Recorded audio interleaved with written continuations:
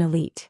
Crystal chandeliers illuminated designer gowns while waiters carried champagne worth more than my monthly fabric budget. My sister Alexandra adjusted her Fashion Week VIP badge while Mom touched her Vogue contributor pin, a reminder of her status as fashion's most feared critic. I checked my phone briefly as another message from my production team lit up the screen. Tomorrow's launch would revolutionize sustainable fashion, but for now I continued quietly setting up the event space. "Still playing with your little sewing machine, Min?" Alexandra's voice carried across the room. I tucked my phone away, thinking of the revolutionary collection waiting in my studio. "The designs are coming along well." "Designs?" Mom sighed, examining her manicure. "Darling, you had an editorial position waiting at Vogue. Your sister runs the most exclusive boutique chain in Manhattan. And you're, making clothes in your apartment?" "Actually, I'm developing a new approach to sustainable luxury," I corrected, watching the clock. 18 hours until the launch." Alexandra laughed, her diamond-studded watch catching the light. "Sustainable? Please. Real fashion happens in Paris and Milan. When was the last time you even attended Fashion Week?" "Last month, actually. Though they didn't know I was there studying manufacturing waste for my research." "As a guest," Alexandra pressed. "Not cleaning up after the shows." I checked my watch. The final collection had been completed at midnight. "Our work speaks for itself." "Of course it does, dear," Mom said with practiced condescension. "But you had such potential. Alexandra's boutiques have waiting lists 6 months long. At your age I was dressing celebrities. And you're still doing alterations in a converted garage." Dad adjusted his Italian silk tie. "The Wang name means something in fashion. 3 generations of industry leaders. And you're wasting it on whatever it is you're doing." "What we're doing is changing the industry," I replied quietly, thinking of the revolutionary materials we'd developed. "Changing?" Alexandra snorted. "My stores change fashion every season. Real designs, real customers, real influence. How many pieces have you even sold?" My phone buzzed, another message from the launch team. Everything was ready. "You know," Alexandra continued, examining her nails, "I need someone to manage stock at my newest location. Entry-level, of course, but at least it's legitimate fashion." "Thank you, but I'm satisfied with my current work." I glanced at the time. The announcement would break in exactly 2 hours. "Satisfied?" Mom's voice rose sharply. "Wangs aren't satisfied with mediocrity. We set trends. We make statements. We don't waste time on small-scale projects." The event coordinator approached nervously. "Ms. Wang, Vogue's editor-in-chief is asking for you." "Tell her I'll be there shortly," Mom waved dismissively. "We were just discussing Min's career choices." "Actually, ma'am, they're asking for Min Wang." The room fell silent. "There must be some mistake," Alexandra said quickly. "Min doesn't deal with Vogue. She makes clothes in a garage." I stood slowly, removing my event staff apron. "Actually, I deal with them quite frequently. Especially since our sustainable luxury line redefined high fashion." "Sustainable, what?" Mom's champagne glass trembled. The event screen suddenly came alive with breaking news. "Revolutionary fashion empire launches. Industry's youngest designer of the year." "While you were all focused on traditional luxury," I continued, gathering my things, "we were revolutionizing fashion. That little sewing machine you dismissed? It's now the most advanced sustainable design facility in the world." But you work in a garage," Alexandra whispered. "Yes, creating a collection that just changed fashion as we know it. Now if you'll excuse me, I have a launch to prepare for. Vogue is waiting." The launch venue hummed with anticipation 3 hours later. Front row seats that once hosted fashion royalty now held editors from every major magazine. Through the floor-to-ceiling windows I could see my family arriving, their faces still pale from the gala. "Ms. Wang." My creative director appeared with a tablet. "The collection metrics are final. Would you like to review them before the show?" I nodded, scanning the data. While they'd been chasing traditional luxury, we'd been quietly revolutionizing fashion. Every late night in our garage had advanced sustainable manufacturing beyond what they deemed possible. Dad entered first, his Italian silk tie suddenly looking dated. Alexandra followed, her boutique chain credentials seeming provincial against our global launch. Mom clutched her Vogue contributor pin, her influence in the fashion world about to undergo a seismic shift. "Let's begin," I announced, taking the podium, a position Mom had dominated for decades. "Today marks a new era in fashion." The screens behind me lit up with our sustainable luxury metrics. Dad's face tightened as he recognized manufacturing processes he'd dismissed as amateur work years ago. "Our launch isn't just another collection," I continued. "It's a complete reimagining of how luxury fashion is created." Alexandra shifted uncomfortably as my next slide showed sustainability stats. Traditional luxury versus our new methods. The numbers were unprecedented.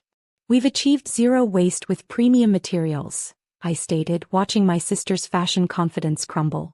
"More importantly, every piece is both sustainable and accessible." Mom's perfectly manicured hands trembled. How many times had she bragged about Alexandra's exclusive boutiques? "Furthermore," I continued, "we're making our sustainable manufacturing process open source. Every designer, every brand anywhere in the world can adopt our methods." Dad touched his designer watch nervously. He knew what this meant. "This naturally changes the fashion landscape," I announced. "The traditional approach of wasteful luxury production is obsolete. We've democratized high fashion. But luxury has always," Alexandra started, "been exclusive and wasteful?" I finished. "That ends today. Our data shows better quality from our garage than all major fashion houses combined." The editors and the industry watching via livestream nodded in understanding. They'd seen the collection. "Questions?" I asked, knowing there would be many. Dad raised his hand slowly, his fashion authority visibly diminishing. "The manufacturing process is fully documented," I cut in. "Every technique, every material, every innovation verified by independent experts worldwide." Alexandra's face flushed. "You can't possibly have created this in a garage. You're just a designer who revolutionized sustainable luxury," I corrected. "The collection works, Alexandra. It works better than anything your exclusive boutiques have ever sold." Mom found her voice. "But the Wong fashion legacy will be stronger than ever," I assured her. "Just not in the way you imagined. Our legacy won't be measured in exclusivity, but in innovation, accessible luxury that doesn't destroy the planet." The presentation continued for another hour. I outlined the manufacturing process, the materials science, and the distribution strategy. With each detail, I watched my family's fashion worldview crumble. After the launch, Alexandra lingered, staring at the collection. "These pieces, they're really sustainable?" "Completely," I replied, adjusting a display. "That garage you mocked? It just changed fashion history. And my boutiques? We'll need to adapt," I said firmly. "Fashion isn't about exclusivity anymore, Alexandra. It's about responsible innovation." Dad approached next, straightening his tie. "Luxury brands have always led fashion. Luxury brands have led us to focus on exclusivity while ignoring sustainability," I corrected. "That ends now. We're still fashion leaders," he protested weakly. "And I'm still working in a garage," I reminded him. "One that just produced the biggest innovation since ready-to-wear. Interesting how that worked out, isn't it?" Mom tried one last time. "The fashion community is already adopting our methods," I finished. "Those designs you ridiculed? They've revolutionized luxury fashion. Every major brand is scrambling to follow our lead." The venue slowly emptied, leaving my family staring at the collection. Their exclusive fashion world had been upended by the daughter they dismissed as playing with a sewing machine. "The Paris Fashion Week opening show is next month," I announced, heading for the door. "Don't be late. Oh, and Alexandra, you might want to update your boutique's philosophy. The new one says, sustainable luxury for all. I'll have our manifesto sent to your office." 6 months later, I stood in my expanded design facility, no longer a garage, but a gleaming innovation center dedicated to sustainable luxury. The space that had once been mocked as amateur now housed the world's most innovative fashion teams, all focused on revolutionizing sustainable manufacturing. My phone buzzed, another message from Alexandra, her 10th this week. Like the others, it could wait. Family dynamics had become secondary to transforming global fashion. Ms. Wang, my innovation director, appeared on the smart glass. The global impact data is in. Fashion waste has dropped 85% in participating brands. I nodded, reviewing the holographic statistics floating before me. Traditional luxury houses were rapidly becoming obsolete. The garage project had proven what I'd known all along: true luxury could be both sustainable and accessible. Also, she added, your sister's boutique chain requested another meeting about our materials. Of course they did. Since the launch, Alexandra had been desperately trying to align her stores with our philosophy. Her exclusive boutiques now seemed dated compared to our innovative approach. Schedule them for next month, I decided, after we announced the biodegradable luxury fiber. The door opened, admitting Mom in her newly acquired sustainable fashion consultant outfit. Min, darling, these results are extraordinary. Just the beginning, I replied, manipulating a 3D model of our next innovation. Wait until you see what's coming. She watched the design teams below, working seamlessly with our revolutionary materials. We never understood, did we? What you were building here. No, I agreed, marking another milestone in sustainable production. You were too focused on exclusivity to see the future of fashion. Your sister. Mom hesitated. Alexandra's boutiques are struggling to stay relevant. Change is difficult, I acknowledged, especially when you've built your brand on an outdated model. But she's welcome to join our innovation program. The intercom pulsed. Ms. Wang, the Global Fashion Summit is ready for your keynote. In the auditorium, my family sat among industry leaders and sustainability pioneers. Alexandra looked uncomfortable in her visitor's badge, a far cry from her former VIP credentials. Dad kept adjusting his tie, still processing how his garage designer daughter had transformed modern fashion. Let's begin, I said, turning on the hologram. Topic: democratizing sustainable luxury. Data filled the room, proof of our success worldwide. Old-fashioned hierarchies held us back, I explained. By choosing sustainability over exclusivity, we achieved what luxury brands never could.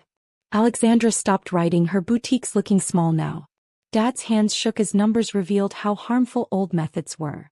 Next quarter, I said, we launch the Global Fashion Initiative. Free access to our process for any brand ready to change. Mom's calm cracked. She had once mocked my simple work. Questions? I asked.